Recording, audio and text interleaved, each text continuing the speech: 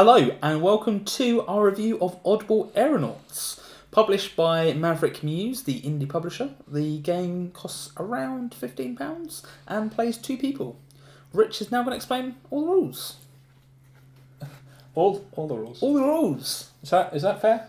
I mean, we thought we were doing this review together. So. Yeah. So you explain the rules. Sure. Okay, so to start the game, before you start, you just need to choose which ship you want. So you've got in the core set, there's the Hunter Seeker, and what's that you've got there, Andy? I've got the Dragon's Revenge. Dragon's Revenge. Yeah. So those are the 2 factions, and then your ship is your hand. So what we're then going to do is shuffle 2 event cards randomly into each deck. I got this, don't worry. Yeah. 2 event cards. 2 event cards. Mine are already in there. And then you get 1 mercenary card as well. 1 mercenary. In your core set. Yeah. The mercenary is a big bad card. The events we'll kind of deal with as they come up. So then they go in. You shuffle your deck. Beautiful shuffling. You're welcome. Beautiful shuffling. See? I'm helping. And then once we've done that, still exactly perfect. You're then going to take your hand, take the back 3 cards and turn them backwards. They're dead. Yep, they're dead. That's your discard. And then we're going to get into the game. So to start off with, we need to do rock, paper, scissors to see who's going to be the winner. Yep. So 1, 2, 3. Cool. So I'm going to bosh Andy's scissors, and that means that I've got initiative. So I could take this initiative taken, but we don't. I'm just not going to. And then I'm going to look at the top 3 of my cards. So the way that this game works is it's a similar thing to Top Trumps. Basically, I want to have a higher score in a certain category than Andy has to defend with. So we've got 3. We've got sailing at the top, we've got guns, and then we've got boarding.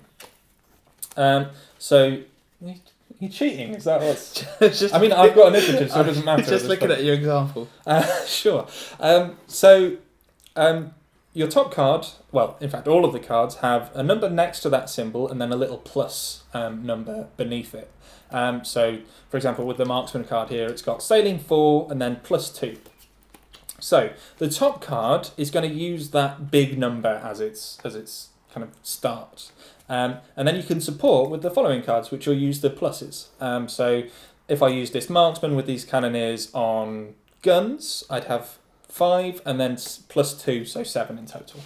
Now, the reason that you might use a certain category over another is because they each have a different effect that they'll give. So sailing allows you to restore 2 cards from your discard if you win.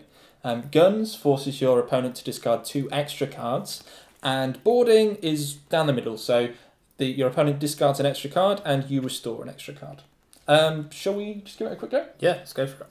Cool. So I'm going to go with guns. I am going to sail. Sail. Okay. So at this point we can use between 1 and 3 of the cards that we have. And the way that we reveal how many we're going to use is we simultaneously, similar to rock, paper, scissors, but we reveal either 1, 2 or 3 at the end. So ready? Yep. 1, 2, 3.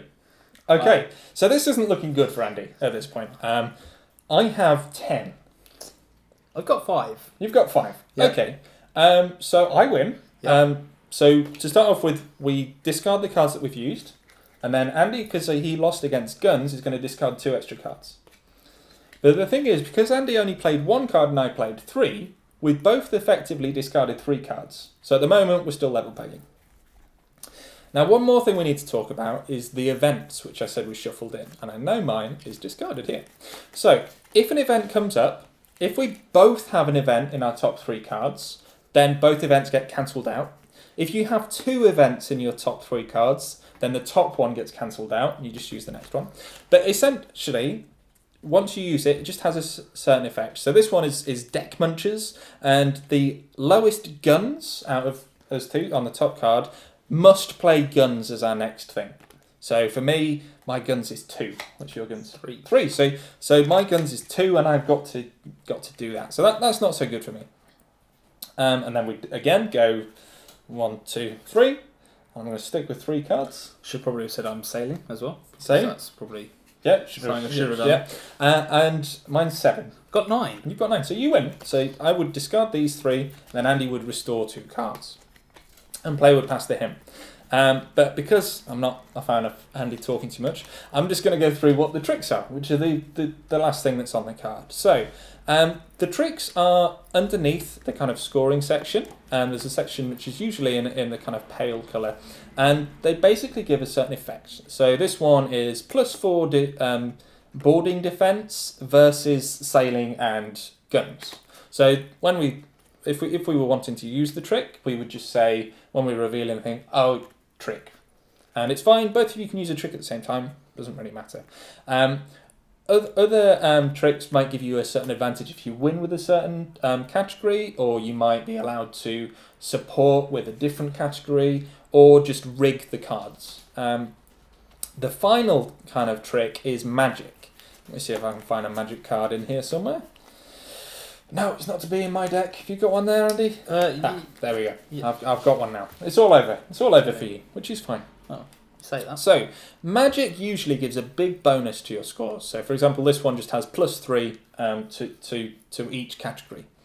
But Andy can cancel out magic if I use magic. So if I say I'm using magic and he's got a black dragon, then the magic just gets cancelled out. It doesn't happen. Yeah, so that's it. We keep going until one player has completely run out of cards to use, so they're all discarded. And that usually takes about 10-15 minutes. Yeah. Got an event now. Cool. So what's the event? Highest boarding. Highest boarding. So my boarding is 4. I've got 5. So you I get to recover 1 card. Fantastic. That's great. 1 more than you. Are you... Did you want to? Well, I did the whole rules, so I figured you could at least start this. You did. Oh yeah, I mean, you did great with the rules, with it. I did. Good job. So I was gonna. Go on then. Cool.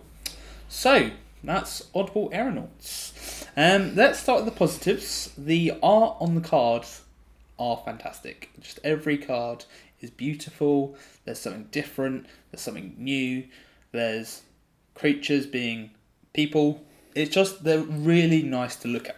Yeah, it's a really cool world that's been established in this game. Yeah. Like the idea of these kind of strange sky ships, and still acting like pirates, and it's a cool world. Like I'd love to play a kind of RPG in this kind of setting, something like that. Yep. But I'm not quite so sure about playing this game.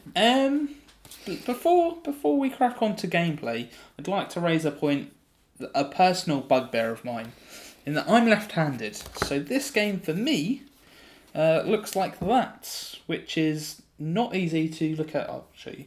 It's not easy to look at the bottom 2 cards, which may just be me in the way like my hands work, because maybe I've got weird hands. But like it, for a game that sort of says it's nice and easy to play, anywhere, like it is a bit of an annoyance.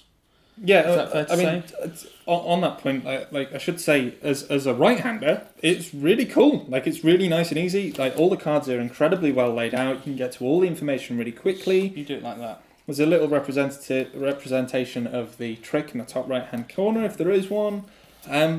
It's great, but yeah, for you, not so much. For a right-hander, it works perfectly. And if you could do it right-handed, then that would get over the problem, but you shouldn't have to. No, I apologise, Richard. Yeah, but you shouldn't have to deal with that. And like you say, for a game that prides itself on its ease, having to do that and then kind of shuffle it, like it's not an easy, quick thing for you to do every single time you get a new card. I mean, saying that the card format is clear. There's been some great work put into making sure that there's just a nice setup there. I've seen other card games that are just a bit of a hot mess. So they are well done. And to be fair, beyond printing another edition for left-handers, I don't know how they'd get over that problem with the current layout. Guys, come on. Yeah, but I mean, this was a Kickstarted project. There wasn't you can't imagine there'd be an awful lot of money behind it to get going, beyond obviously the Kickstarter stuff. So it's understandable that this sort of problem's arisen, but it does make it difficult to play. Yeah.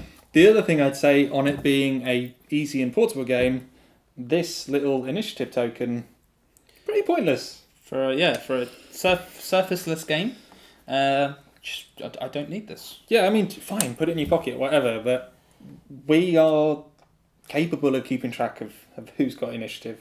Like, it doesn't add anything to the game. All it does is mean that this little box needs to be a little bit bigger to accommodate it. Yeah. Which, again, for a game that you're going to be taking with you, the smaller it is, the better. Yeah. And actually, there's plenty of bags that you can afford that much space, but not the whole thing. You want a little deck box, really. Yeah. So let's talk about gameplay. Gameplay is top trumps for you, for everyone. It's I don't love the game. There's game to it, but there's not game to it. Like in your choices of which to use, yeah, but I can't control. What am I trying to say, Rich? Well, there is a little bit more to it than top trumps. It's not completely fair to say, yeah, it's just top trumps. But every time we've played the game, we've not felt anything. The word that's come up time and time again once we've played is lackluster. And this is a game that we've really tried to enjoy. We've had this for a while, and we've played it a lot. But we thought we were missing something, and I'm just not convinced we were. Yeah, we kept saying, okay, let's try Oddball again. Let's come up with maybe a bit more fresh-eyed. We've not played it for a month. Let's give it another go.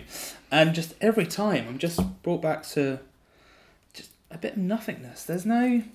Yeah, and it's not the case of if you're winning, you're really enjoying it, and if you're losing, you're not. Because when you're winning, you don't feel as though you've won it. Yeah. And equally, when you're losing, you don't feel as though that other person's beat you. It's just the way the cards have come each time. There's only so much planning that you can really do, and if the other players just got lucky with what they've got, it doesn't make a difference. Yes, there's some tricks that force people to use certain things next turn, or there's some events that do the same, but because you've got no control over what those other cards are, that doesn't really help you so much. Because if I'm like, yeah, I've got really good guns, I want to force you to use guns, but then your mercenaries, the card that comes up, that's got 11 base guns, doesn't matter. Yeah. The other problem I have with the game, which may just be me, but there's no way of, even if you are winning, there's no real way of knowing. You keep playing the game until you get to the end, but there doesn't seem to be any shift in winning or losing. I may win a couple of hands in a row, but like in other games, if I've got like 20 gold and you've got 10 gold, I'd be like, ha, you're poor, hey.